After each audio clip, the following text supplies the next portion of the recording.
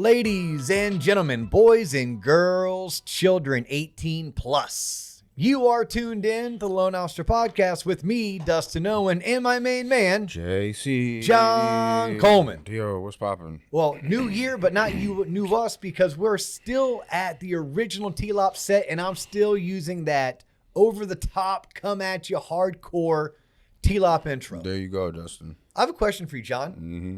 I know we are going to be changing up the set. We're going to be moving into a actual podcast studio that you're building out for us. Allegedly. I just got to unscrew the smoke detectors, and then we'll be good to move in. Should we or should we not change the intro? No. Or is it kind of like who we are? No. Like whether you like it, loathe it, hate it, it don't matter. It doesn't matter. I mean, we are who we are. Yeah, keep it. Unless something like tickles your fancy one day, and you're like, "Oh, I'm inspired to go this direction."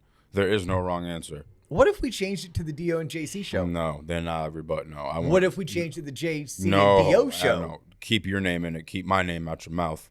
No, you can have. I want no. No, I want nothing. No. What if we call this JC and the other guy? No, that would be awesome. No, I want no part. The fact that I'm showing my face in 2024, I might start just blurring out my face, just like I could. JC, look at this. Dave Ramsey has Dave Ramsey. Never heard of him. Joe Rogan has Joe Rogan. Sure. Well, I kind of want that. Stop chasing things you don't need. All right. Hey, I'll do that. Hey, Happy New Year to you. I guess, allegedly. Yeah, Happy New Year. What'd you do for your New Year? Do you have any dumb plans to hang out with your family and light up fireworks in your cul-de-sac? Why are you making fun of me? Yes, is that what you're doing? Is that what you're doing? Because I was like, that's actually what you're going to be doing. I live in suburbia. Yeah, I don't know. Who knows? Who knows what I did? Who knows? I'll tell you next episode what I did. I got a half an eighth of mushrooms left, and I'm about to go to the moon. Are you really? Yes. Nice. Good for you. One day, Dustin, I want you to get. I need you to microdose because that's when you. I'm not opposed to it. Okay. I'm not opposed one bit. In fact, my cousin, that's like his jam. I'm serious. And he's like, dude, this is better than alcohol. It's better than weed. Literally. Yes. When I'm on the mushrooms, when I'm on the Super Marios, I don't drink, I don't smoke. I just giggle and just like walk around. It's great. If you know what, I don't laugh enough. And I'm the type that if you get me laughing, oh my God, it's loud. Yeah. It's like I'm keeled over into, and it's nonstop. That was, I got to hang out. It's interesting. You get, life only gives you so many really good friends. Right. And sometimes you don't recognize what you have. But like I have these good friends, like Chris and Meredith, shout out, like love them, dear, dear friends. Knew them for 18 months when I was 22 years old. We lived in Atlanta, Georgia together. Our wives worked together. Here I am 20 years later, and they are still some of the dearest people. We haven't lived in the same city, same state in 18 years. We basically knew each other for 2 years, but just connected, somehow connected. And anyhow, we got to spend time with Chris and Meredith when we were up in the mountains, because we were up in the mountains of Georgia, North Carolina, only a 2-hour drive from them. And leaving, that's what I said, I hadn't laughed that hard in years. Like whatever we were doing, it wasn't anything like over the top funny, but such a good time. So if you're telling me I can microdose and laugh. I'll give you some of these shroom chocolates, have your ass inside out in the best way possible. In the best way I'm serious. possible. Yeah, because I'm going to say, I just signed up for my colonoscopy. That's fine. And that's going to have my ass inside out. Yeah, it'll clear your bowels as well. Yeah. So, two birds with one stone. It'll flush you out. Oh, does it really? Yeah. Oh, well, that's kind of gross. It is a fungus. But yeah, look, y'all, this is some serious stuff going on out there, like some PSA announcements beginning of the year. Oh, look, you're 40, you're a male, you're especially 45, you're male or female, and you haven't gone in for the Roto-Rooter, like, y'all got to do it. You just got to do it. Dio got shocked, and he feels like concerned now. Because you're 44? Is that how old are you? I turned 45 on my last birthday, so I'll be 46 on my next birthday. And that's how it works, Sean, by the way. You like how I said that. That's how it works. But yeah, like we just found out that a dear friend from childhood, like a guy that I played high school football with, that I used to still see at the football games because his son played and my son played, and still friends with his ex-wife, and we all kind of run in the same circles. Yeah, he just passed away at 44 years old, passed away of colon cancer. Get that shit checked. Yes, get your shit checked. I'm gonna get that put on a TLOP t-shirt. Get your shit checked. Get your shit checked. Yeah, that was good. Yes. I mean, that's so my heart pours out to his parents, to his sister, to his current wife, his ex-wife, his children. Like, It's just sad. So that for me was like, all right, it's been sitting on my to-do list. You know, it's not on my to-do list. I have my appointment to have my consultation, to schedule my appointment to go get the whole scope up the poop chute. Yeah. Yeah. So you're a couple years behind. Yeah. Thank God. Mentally, I'm still a child. So. Oh, it's no. We go off of your physical age. I'm a late bloomer. I can't even grow a full beard, Dustin. Oh, so that I got carded this morning at 9 a.m. trying to buy a Heineken. Did you really? Yes. Let's not even talk about why you're buying a Heineken at 9 a.m. Hey, man, it's nice when you wake up in Florida and it's a sunny, beautiful day after being like 37 degrees or 40 degrees. You know, you feel good about yourself. Yeah, beautiful morning. Well, I'm excited for 2024. I'm happy that 23 is behind us. I'm excited about everything 24 is going to be, and honestly, growing out this TLOP community. This is about like we are going gangbusters. We are shaping and reshaping the future of the mortgage business. And I'm stoked. I'm excited. We're kicking it off with in just what is it, like 10 days now? I guess. In 10 days, I'm going to be in Tulsa, Oklahoma. Holy shit. LOs, come join us. It's going to be a hella good time. I'm going to put on a show. We're going to drop not lots of knowledge, bring tons of value, and we're going to have a couple beers afterwards. Yes, sir. Yes. So go to tloponline.com. Go to our website. That's tloponline.com is our website. And you can register for the event right there. It's free thanks to the sponsors. Yeah. Whew. Hey, John, today's episode. Let's get ready to rock and roll. Let's kick the year off on a good note. Yeah. We're going to bring value. I thought about doing something that was specific mortgage, specific loan officer. I'm like, nah, not really feeling it. Okay. Now, it's going to be geared towards people in mortgage and real estate financial sales. But it's essentially looking back, coaching loan officers the past 2 going on 3 years, right? We're getting ready to kick off another coaching group. For anyone interested, reach out to Nikki Ray on our team. But when you coach, what you find is that there's common themes across the board. When you get coached, you find common themes across the board. We call those patterns. And I teach people to follow the patterns. And then when I do deep dives into other people's podcasts, whether it's Ed Milet, whether it's Hermosi or anyone else, or I read books, whether it's a John Maxwell book or something different, Ken Blanchard, you start seeing, wow, this is the same shit repackaged and repurposed. Or as a coach, I'm like, wow, I can almost guess the questions you're going to have. But what I recognize is that these are consistent needs or consistent voids that need to be filled. So I want to do an episode today. I'm just going to pick 5. Like, these are the 5 things that any business coach is going to teach you. And I'm going to give them away for free. I'm going to save some people some money. Don't go buy the book. Don't tune into that other podcast. You don't need to sign up for coaching. You just got to master these 5 things. Okay. But please know there's more to it. So this is our way of starting off the new year, maybe saving some people a few $100 and giving them something of value. That if you were to coach, regardless of industry, if you were to buy a book on running and scaling businesses, these are the 5 most common talking points or chapters or discussions, training modules that are going to be presented. Okay. And I'm going to do them in no real particular order, but in a particular order. In an order that I feel like is my favorite way to organize them. Okay. Okay. The very first thing you're going to do, John, is you're going to be taught the importance of managing your time. It sounds basic, but it's one of those things that you have to first conquer blocking and tackling before you can move on to some of the more creative ways to winning a football game, right? It's the reason why when Mark Holmes was playing in the European Basketball League, he didn't just go out there and start doing like 360 dunks during warm-up. No, it started with first 53 free throws. Then it was right-handed layups and left-handed layups, right? This is the first place you're going to start is your time. So if you're coaching with me, the first thing I'm going to do for 30 days, I'm going to make you track your time. Boring AF, but important. You have to know where you're spending your time. Because within that knowledge, you're going to look for areas of improvement. You're going to look for areas that you can cut, areas that you can add. But for 30 consecutive days, from when you from when you wake up to when you go to bed, every 30 minutes you need to track as if your ass was a CPA and it was tax season. you have to track where you're spending your time. Because what we're looking at is green time and red time. We've done a whole entire episode on green time and red time. What we're also looking for is intentionality. How intentional are you being with your time? What we're also looking for is efficiencies. Are you being as efficient as you could be? Right? Efficiencies for me, here's an easy hack. How many phone calls do you make at 3:30 p.m. that you could make at 4:30 p.m. from your car on your drive home? We all have Bluetooth in the car anymore.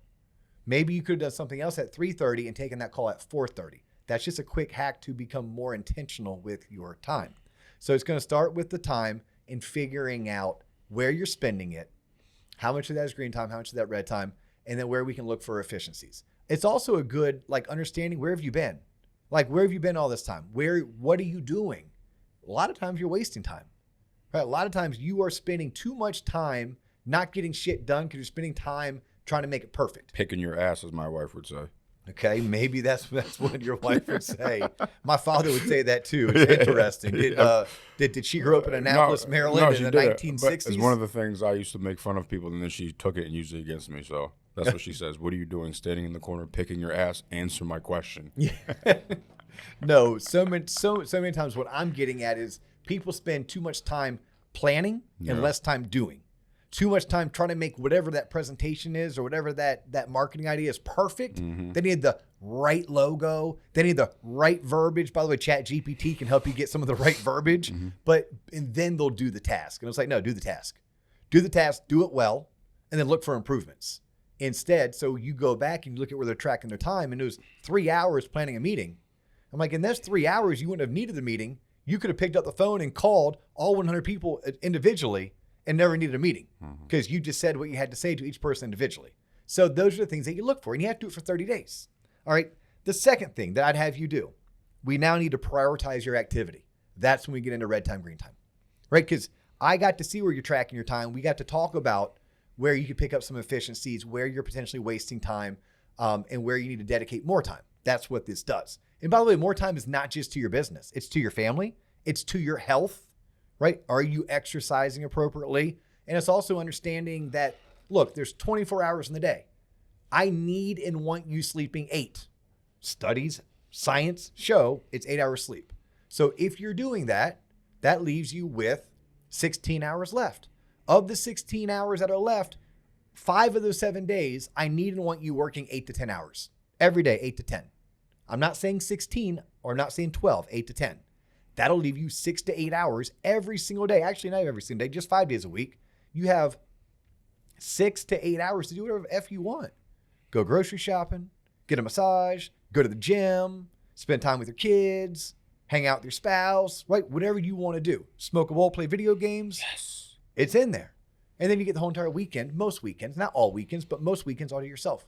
Sometimes you will need to work 4 hours a week. It all depends on how much money you're trying to make and what you're trying to build and scale and where you are in your season of life and your season of business. Okay. That's where coaching gets deep. You got to pay for that shit. All right. Yeah. But prioritizing your activity is just simply making sure that you're doing more of the right things and less of the wrong things.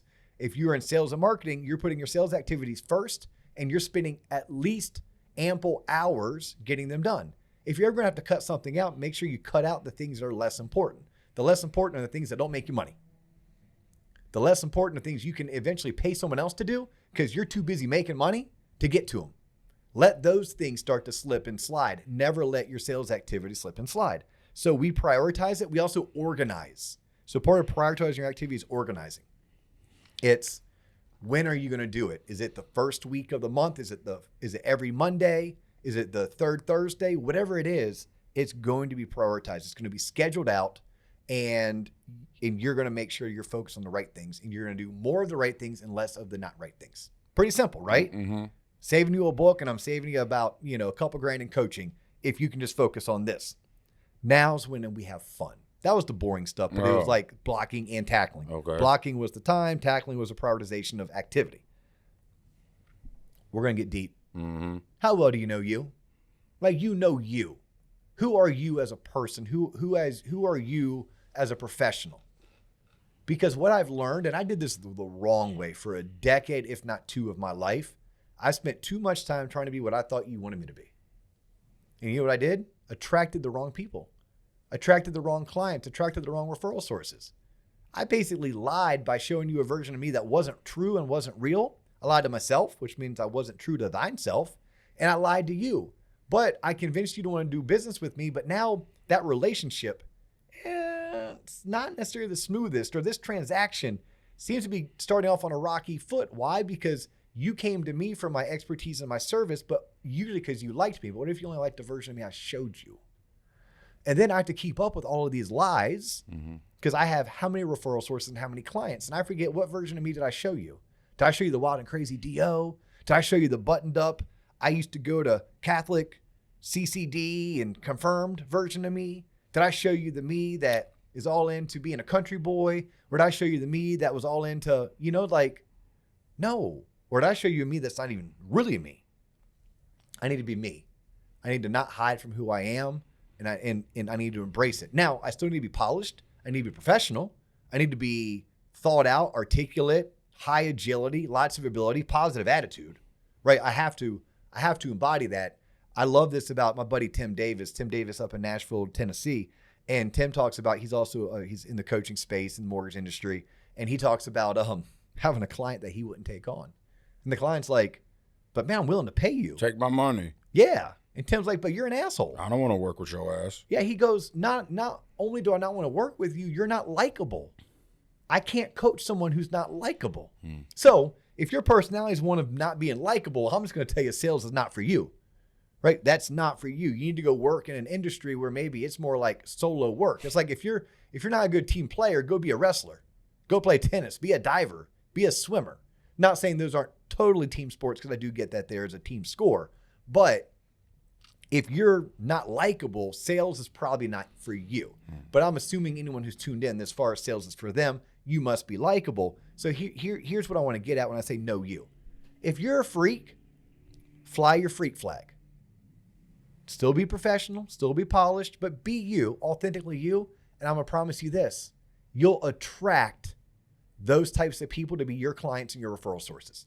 If you're a nerd out and seek other nerds to be your referral sources and to be your clients, right? If you're a dude who you love to go to the doctor to get your hormone replacement, you then go to the gym and you just crush it, bro. Arnold. Yeah. And you wear affliction t-shirts and you love MMA. You're definitely not alone. You crush beers, right? And this is you, right? And you may be the guy at the tailgate at 2 p.m. who's blackout. Hey, own that shit. Correct. I promise you, because I know guys and girls in this industry. There's someone passed out in the ditch right along next side of you that needs a home loan. Yeah, and you know what's going to happen? Y'all are connected. Y'all are bonded. And you never have to exhaust yourself wearing the suit and, talking the banker talk. No, be polished and professional, but still be you. I think that's the balance. And that's the one thing that I wish I embraced earlier on in my career. And I still work today in my mid-40s at being more of, is knowing who I am and being that person. That way, when the people I attract will be attracted to me, I don't have to be anything else. And they're going to like me for who I am. They're going to trust me because I'm probably like them. And we're going to do great business together. Right. Now, the more polarizing you are, please know that you're going to have a much smaller clientele base than someone who is more moderate, more in the middle. But there's also going to be less of you. That means you may be the only player in that space, and you get to do all those people's loans. Or you get to, sell all those people life insurance, or you get to sell all those people's homes. So it very well could work out in your favor. But I would highly encourage you to know who you are. Now, once you know who you are, you got to know your audience. That is number 4. Know your audience. When was the last time y'all sat down and said, my audience looks like, sounds like, is into X, Y, and Z? We have Coach Kayla. I love Coach Kayla. I love her story, right? I love her because she came from multi-level marketing and she crushed it there. I love the fact that she's a millennial, that she's newer in the industry, and she's putting up like $3, $4, $5 million a month months as a mortgage loan originator. But here's what I love about her, how intentional she was getting into the business 3 years ago, going on now 4 years ago. She knew that she wanted to work with realtors who were she's and not he's, preferably, that were moms and not moms, preferably, and that were badass business professionals. That's what she wanted. She looked for well-dressed, power suits, high achievers, high earners, moms, and it worked phenomenal because when you get to know Kayla, that's what you know about her. Wow, she's polished. Wow, she's professional. Wow, she has high drive. Wow, she's dressed really well. She's a mom, and she's a she. Talk to our girl Gwen Swain out in Boise. Same exact thing. That professional knows her target audience. The same thing goes if you're a recruiter, right? Let's say you're an owner of a company. You're trying to attract talent to your company, right? I guess in a sense that's a recruiter, but it could be an owner. Who's your ideal associate? And then are you putting out the messaging and the vibe that attracts that person? What do your job descriptions look like? What are your recruiters stating? Who are they looking for? You have to know who your audience is. What type of person is attracted to you, but more importantly, what type of person do you want to attract? And then what is your content? Your content's your marketing. What does your content say about your product? Who does your content speak to? Because if I'm trying to do a bunch of mortgages for guys that are ex-military who would run through a brick wall for one of their bros, does my messaging say I do VA home loans? Does my messaging say that I like to bro out? Or does my messaging show flowers and softness and, something like down payment assistance for first-time home buyers that isn't going to necessarily resonate to that particular client, right? And that's mortgage specific. I'm just trying to give you an example of what that means. If I was recruiting for financial advisors, then I would potentially say that my ideal recruit, and maybe they were just rookies, right? These are people who are doing transitions into a new career. Maybe these are people who are freshly out of college. That I want someone who represents the future of America, that is Gen Z or millennial. I want someone who is first generation college educated, because I have found that they have more to prove. They're willing to get after it when it comes to making sales calls. I want someone who is bilingual, preferably Spanish speaking. I want someone who throughout their career has demonstrated the ability to be recognized at being the best. Now, it may be that they are recognized as the best within their sorority or fraternity, or it may be that they worked at Target starting at 18 years of age and were recognized 3 different times and given 5 promotions because of their hard work and dedication. It doesn't have to be like over the top, but like that's what I mean by you need to be able to clearly define your audience. If you're a loan officer and your client is a realtor, because you're calling on realtors to become your referral source, you may look for a realtor that you're like, I want someone who's full-time, not part-time. I want someone who is professional, meaning when I go to the website, when I meet them in person, when I have a conversation with them, I'm like, yeah, that person's a true professional. I want someone who at a minimum is selling 10 homes a year, but more specifically is in growth mode. Growth mode means they are consistently investing in their business. It could be in professional development. It could be in lead generating activities. It could be by building a team, what have you. That may be your target audience, and that's what you go for. Because too many times we waste our time, going back up to the first thing I teach you about is your time, and then prioritizing your time or your activity would be we waste time because we first don't know who we are. So because we don't know who we are, we spend so much effort and energy being who we're not, attracting the wrong people to our product and service. Then it ends up being a waste of time. And times are one commodity that we cannot make more of. I have learned in life I can make a lot of money. I can lose a lot of money. I can make a lot of more money back. I can go lose it again. I can completely continue that cycle. But I've never been able to lose a lot of time and go make a lot of time. I just lose it. It's gone. Bye-bye. Peace out. Never see it again. So I need to be very cognizant where I spend my time.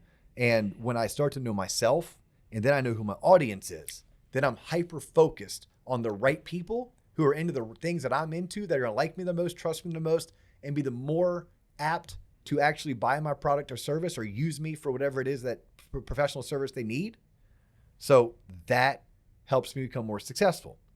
And then finally, the fifth thing I would do, and in most coaching, you get this because it's not one-on-one coaching. Like we don't offer one-on-one coaching.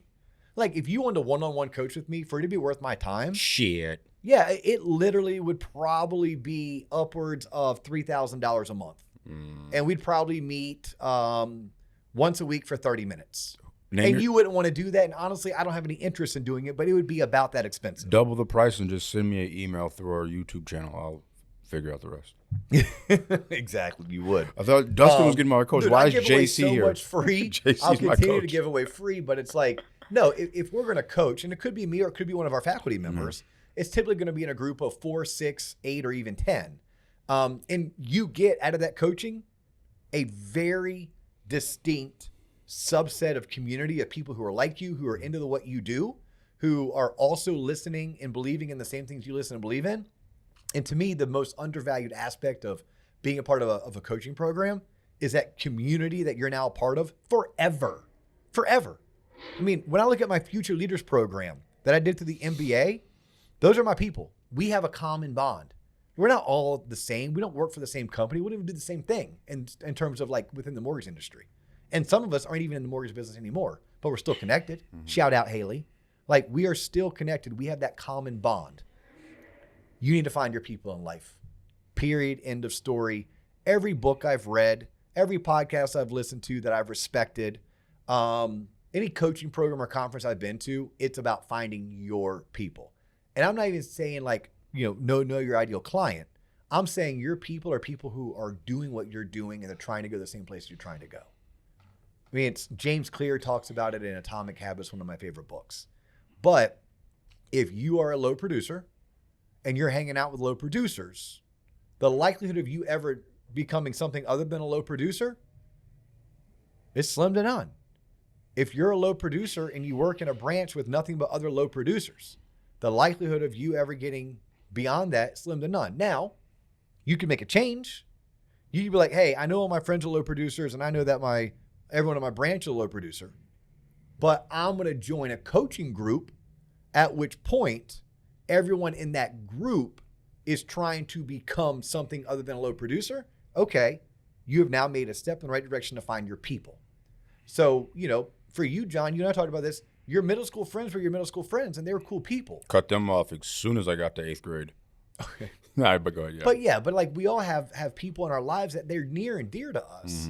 But look, if I'm trying to start a family and you're not, if I'm trying to climb the corporate ladder and you're not, if I'm a entrepreneur and a sales professional and I'm trying to grow and scale a business and you're not, it makes it very hard for me to achieve my goals when I'm not surrounding myself with like-minded individuals. So many times I've heard you should be the dumbest person in the room, right? The minute you become the smartest person in the room, go find a new room. Because you're surrounded by dummies. No, it's just you'll plateau.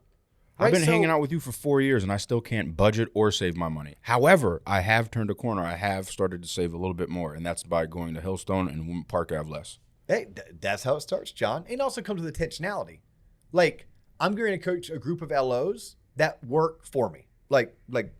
So this is a value they get because they're a part of our organization. They get free coaching. Usually my business partner, Mike Smalley, does all of that LO coaching. But I'm going to do it. But before they signed up, I told them up front, this is not for everybody. Like, it's not for everybody. Not everybody wants to be the best. Not everybody wants to work on self-improvement and professional development.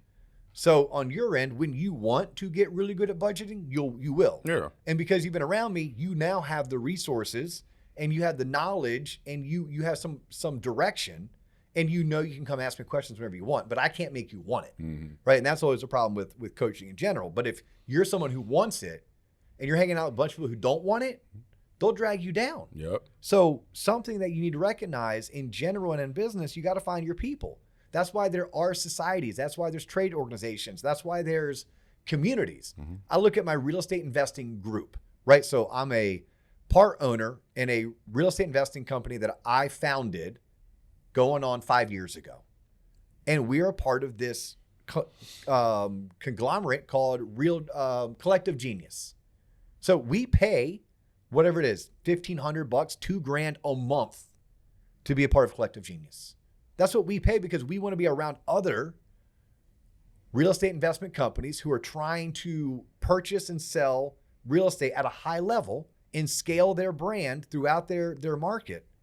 And we couldn't do that on our own. We had to find our community. So find your people. I do it with my Central Florida Tri Club. I want to become a better triathlete. I need to find my people. And I have been so happy, like legit so happy. I mean, shout out. I mean, literally see the smile on my face, starting with Coach Hector, then Coach Jeff, Carlos and Jen, Laura and Juan, like my people. I can keep on going on. I feel like I need to shout them all out, but I've become a happier person. I've become a better triathlete, and just because I found my people. So it works not just necessarily with business, right? Why do they have mom groups, right? Why do you have Alcohol Anonymous? Because that's what successful people do. So that would be number 5. Mm-hmm. So in order, first thing you have to do is track your time and figure out how to become more efficient. Second thing is you have to prioritize your activity. Third, know you and own it. Second, know your audience and gear your messaging to attract that ideal client, customer, etc. And then find your people. Find your people and consistently be reevaluating as you grow as a human, as you grow in business. Are those still your people, or do they need to be people of the past while you go find people of the future? It reminds me of being in 2nd grade. Somehow, watch this, make new friends, but keep the old. Some are silver and the other are gold. I never really understood that. We had to sing that in Mrs. Key's like music class at Longwood Elementary. Yeah. Make new friends, but keep the old. Some are silver and some are gold. I just cut everybody. Both are precious metals and both are my friends. And it's okay to have new and old, but as you grow and you progress, both in industry as well as in being a human, you very well need to embrace what we were singing at Longwood Elementary in 2nd grade. Well, you taught me this. The best 3-letter word or 4-letter word in sales is what? Next. And that's what I say when it comes to friendship. Get the hell off my lawn. Well, John, maybe we should sit you down with my therapist and we could talk. I don't need your therapist. The therapist needs me. Don't nobody want that person full of baggage listening to my shit. Pay me to listen to your problems. All righty. So on that note, first episode of the year. On that positive the next note, episode I think is going to be. Was this $399? No, this is $398. $398. 400 episodes I've been doing this shit with your ass. All right, John. So this is the deal. We're gonna do all 400 in this particular setup. 401 needs to be in the new studio. Can you be ready by then? We can do that, maybe, perhaps. Okay. I'm John Coleman. He's Dustin Owen. That's all the time we have for you today. We thank you for tuning in on the first episode of 2024. Let's make this year the best year ever. Financially, for me, I could give a shit about what you do. Peace. Everything he said.